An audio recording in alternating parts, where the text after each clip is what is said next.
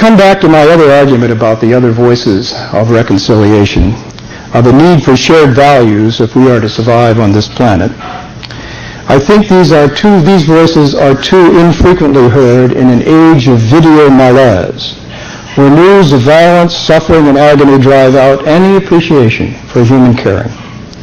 We are being inundated with the grim predictions of the apostles of despair, whom Philip Gorovich in the New Yorker earlier this month on 8 April, and it's a beautiful piece, called the misfortune tellers, whom he identified as Samuel Huntington of Harvard in his Clash of Civilizations argument, Benjamin Barber in Jihad versus McWorld, and Robert Kaplan in The Coming Anarchy. For all of them, the West is at bay against the threat of tribalism and violence, of Islamic fundamentalism and anarchy. As Gorovich points out, for them, hell is other people. There is no analysis of the diversity of the human condition and problems, no sense of history. For them, the world is a malevolent place, crowded with people prone to viciousness. These authors serve, he said, merely as symptoms of the age they propose to diagnose. They are selling fear and not understanding. Now, this lecture series has brought many who stand against this new effort at dividing this planet again into hostile categories of we and they, superior and inferior, those who are inside and those who are outside, with mutually exclusive identities based on reified human categories, and not on a shared sense of empathy over pain and suffering, and the need to find shared identities and relatedness if we are to find our way out of the deep contradictions of the late modern condition. So I end my formal remarks.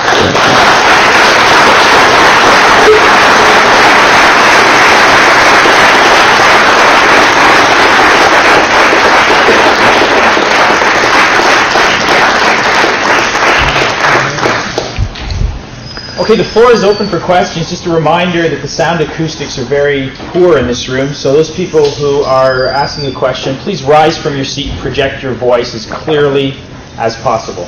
And I'll identify you as I see your hands emerge. Sure. Yeah, go ahead, please. I'm not a political scientist, but I do have my personal view on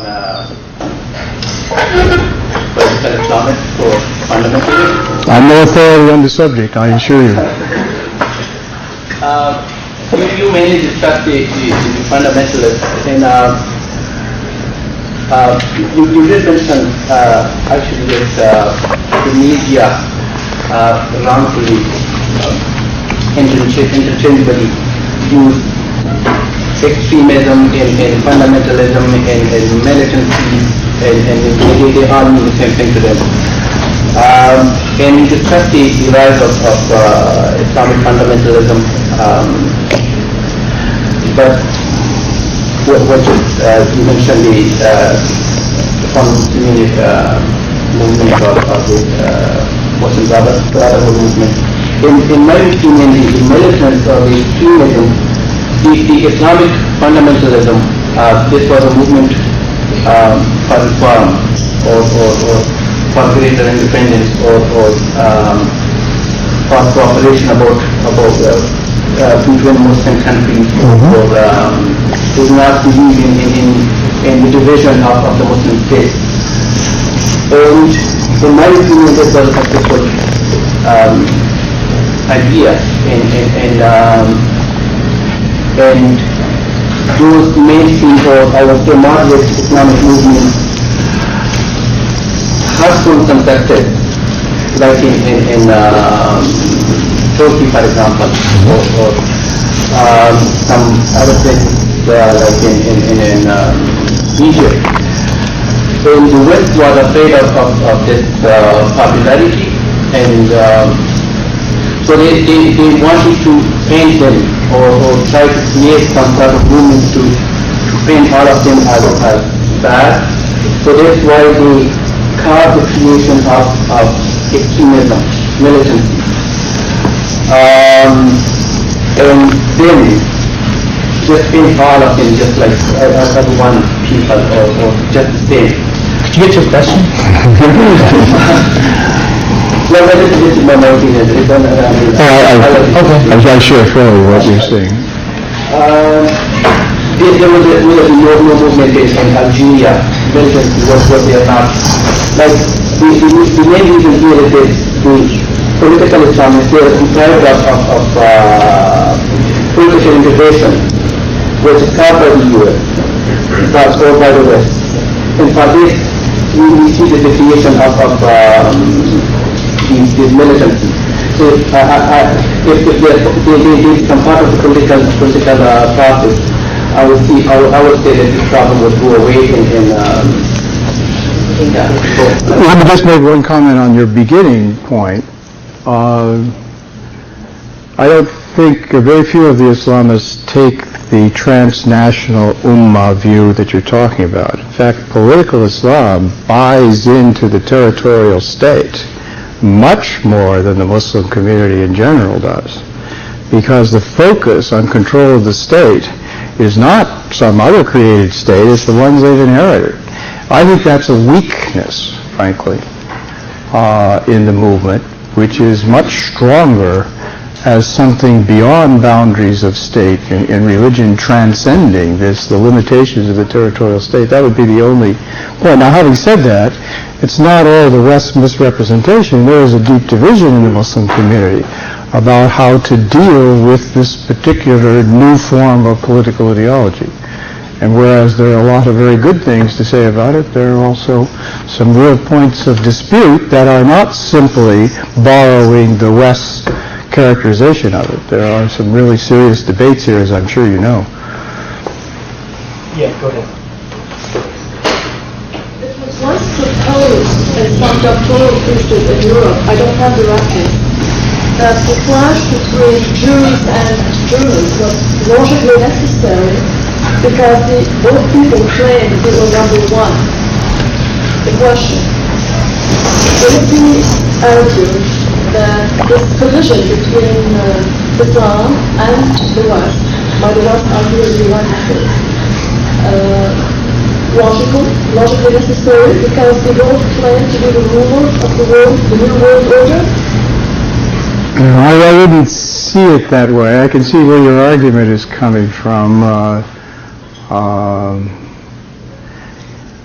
No, I guess I don't read that kind of triumphalism in that particular way on the Muslim side. Why the West and Islam? Why not the West and Buddhism, for instance? I know, because we're talking about the Muslim community. As I was said, it never went away. This is no resurgence. All we've simply seen is that this community, which has remained deeply Muslim for the last 1,300 years, is now visible on the world stage. And so the fact that they didn't so go out and choose this in order to defeat the United States, but it takes on a particular representation about the domination, but it's not the United States, it's secularism. And in that sense, I mean, I can be equally opposed to the United States sitting here in North America. Go ahead. Thank you very much again for your eloquent presentation. I would like to suggest another point that may be contributing to the understanding of so-called resurgence of Islam. Maybe there is an element of that due to injustice being imposed on the Muslims as individuals, both in their understanding and injustice in their treatment or understanding of others. And I will take one example to illustrate that point and ask your comments.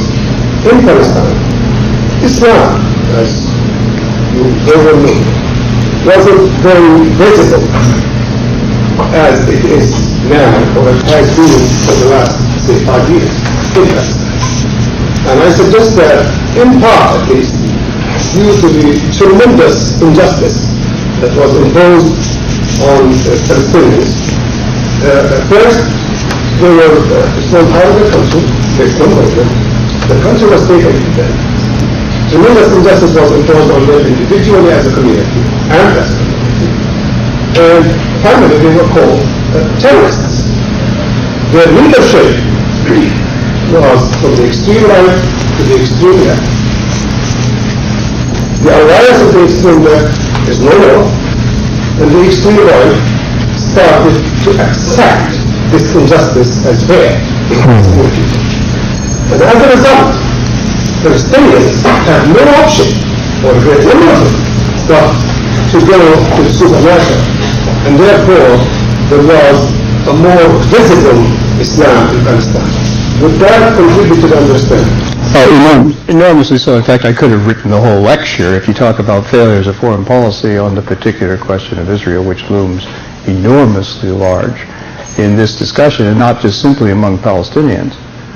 This has been a major question throughout the whole Muslim community, not even just the Arab world, on the nature of that injustice. There's no question that's had very deep echoes, and more in the street than it has been among the secular state leaders in this country, which has caused in this part of the world, which I think has caused the problem. I know I agree entirely with what you're saying. There's one answer to that, of course, is that the original response to this was a secular nationalist movement, but it was led by a man who isn't at all secular.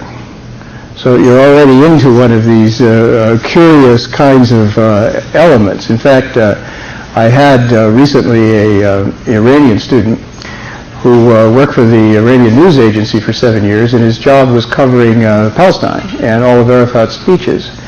And a cult grew up in Tehran of Arafat's speeches, because there were far more references to the Quran in Arafat's work than there was in any Ayatollah in Iran. Nasser, go ahead. Yeah.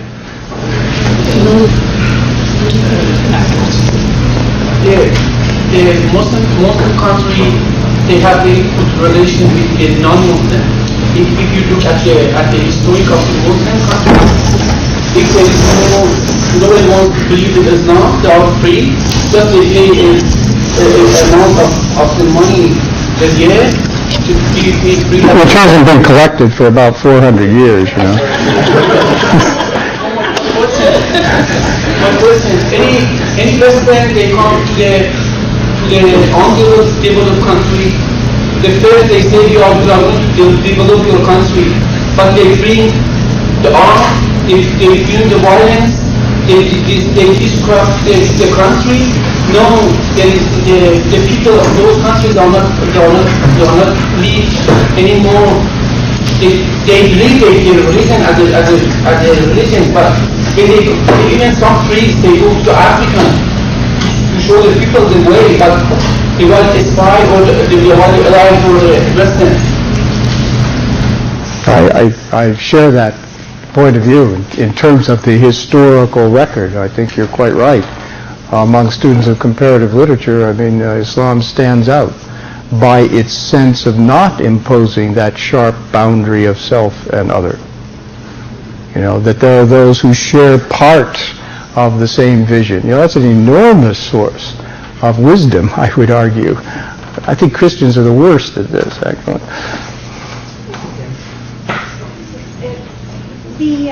The murder of the two Hamas leaders. No, one jihad, one Hamas. Okay. One jihad, one Hamas. Are we to believe that these are rogue males in the Mossad making this decision? Surely such a decision is made at the very top. And if this is so, how can the leadership at the top in Israel be so flawed in their thinking as not to know what a disastrous acts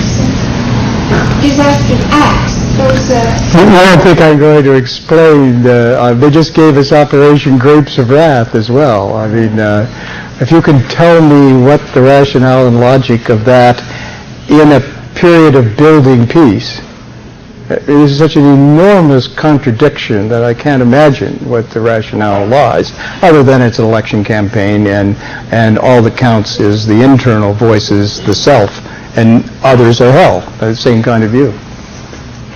So they, but they feel free to risk generations of. We don't see it that way. I mean, the argument is, you hear it over and over again, the Arabs only, how many times have we heard this? The other side only understands force. You really don't understand these people, that's all you got to coerce them. Once they understand who's in charge, that's how you get peace. Right?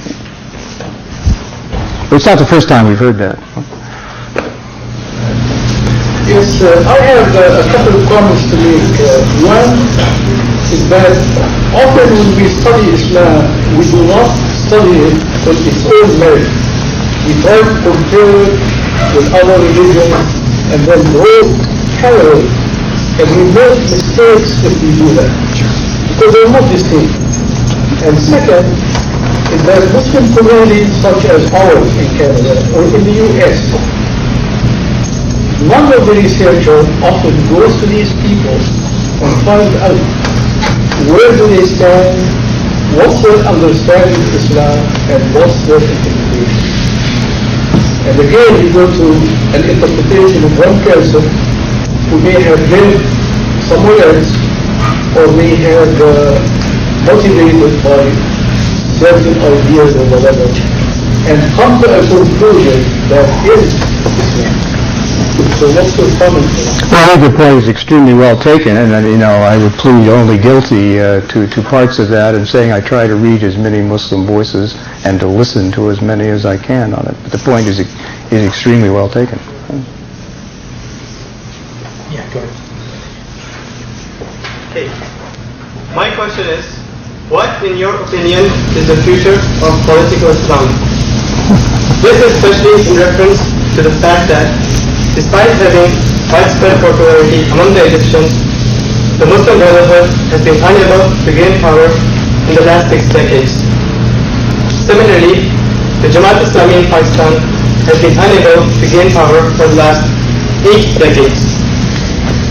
This clearly proves a point that Islam and politics has been a clear failure. Can you please comment on that? Well, what about Iran and Sudan?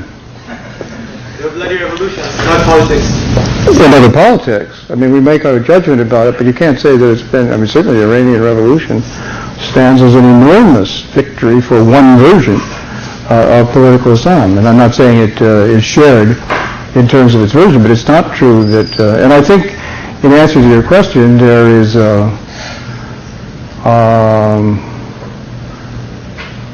the likelihood, and I mentioned Algeria, Egypt, or Saudi Arabia, each of which is powerful echoes in the region. I happen to think the Saudi case is the one that's the most fragile, and the Americans are contributing enormously to undermining the remaining fragile legitimacy after Desert Storm of the Saudi regime. And that seems odd, because you could argue, well, what is in Saudi Arabia is traditional Islam. It's not political Islam. Sigler? Thanks very much for your presentation. I'd like to ask a broad question as well. I'd like you to talk about the role women have played in shaping political Islam, and to what extent, and this is an assumption that they are contributing to their own oppression within political Islam. Wow. It's a very broad question. Well, I set out my views that one of my strong reservations is particularly on the patriarchal dimension that characterizes each of these Abrahamic faiths. As a matter of fact, when they come to this political version. And as you well know, it's not simply opposing feminism as secularism to that, because there is a very vigorous and lively movement of Islamic feminists who have a great deal to say about the authenticity of remaining within an Islamic tradition and talking about emancipation which is possible within a continuing debate against practices introduced which the Islamic feminists say are un-Islamic. and that there is a patriarchal element, but don't blame it on the religion, blame it on the importation of practice. And you're familiar with the voices. I quoted Fatima Mernissi among others, but there are many. I mean, there's a huge number. And I think their particular concern is that it's very hard to find that emancipatory space within the engineers' dominated view of Islam. And I say that, I don't want to get into a quarrel with the engineers here. I'm from a family of engineers. I'm 1 out of 10. And so this quarrel goes on all the time. I mean, get an engineer on politics, you know. And I'm saying that's a particularly, I mean, even in the faculties, it still remains the most unemancipated on gender. And so these things are part of a much larger package, and it's not Islam. And in that sense, I had my quarrel with the secular feminists, Arab and Muslim. Of course, you know, here's a funny thing. What in the world is a secular Muslim? I'm joking. It's an oxymoron. It's a secular Christian, and yet we talk about secular Jews having created the state of Israel and all this. I mean, as Akiva Orr, who's one of the leading radical voices in Israel, says, you know, Israel's not, this is not a Jewish state. These are Hebrew-speaking Gentiles. Because, no, I mean, there's no such thing, he says, as a secular Jew. And why do we accept that kind of identification question? It's back into all of these things about wherein the debate can be situated. I think it's one of the most sensitive questions of all. I didn't say enough about it, but you saw clearly that one in my reservations, despite all the other things I support in terms of filling the vacuum, particularly the strong social programs, which are an incredible success story because they have something to do with motivation and community. Unlike the welfare state. I mean, look around at the whole welfare state of the late 20th century everywhere. I mean, the motivation is a problem. The sense of community is a problem. The delivery of social services in the hands of the state everywhere raises problems. That's why I have my difficulty with political Islam. So then we want to control the state? I think they're doing much better by staying outside the state. In the back, yeah, go ahead. The first big international crisis I ever remember of Dr. Sigler was the overthrow of the Nouriel Sider regime in Iraq in 1958 and the subsequent invasion of Lebanon by the Grand Alliance. And I wanted to ask you, what circumstances would be necessary to unlock the Western grip over the Middle East? I mean, supposing the governments of Egypt, the Gulf states, and Saudi Arabia were to fall at once as, say, like in 1918 or something like that, what would the options be open to the United States in particular? What should they do?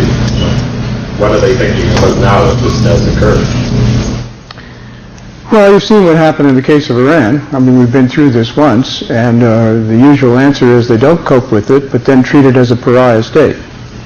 And so they try and mount the rest of the world in dual containment and no dialogue and no sense of change. But I don't know. Those are enormously huge scenarios. But let me just respond in another way. I just did a paper which I presented in Jordan. Actually, I should tell you about this conference was at Al-Bayt, which is this new Jordanian answer to Al-Azhar. It's a university in the desert with 4,000 students, almost all of whom come from non-Arab Muslim countries. So that the languages of instruction are Urdu, Malaysian, Indonesian, Turkish, Farsi. It's absolutely fascinating.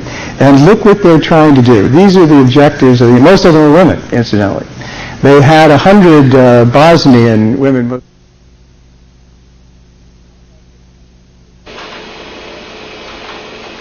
I'm Mark Brzezinski, your host for this weekly program, Mideast Realities, and thank you for watching.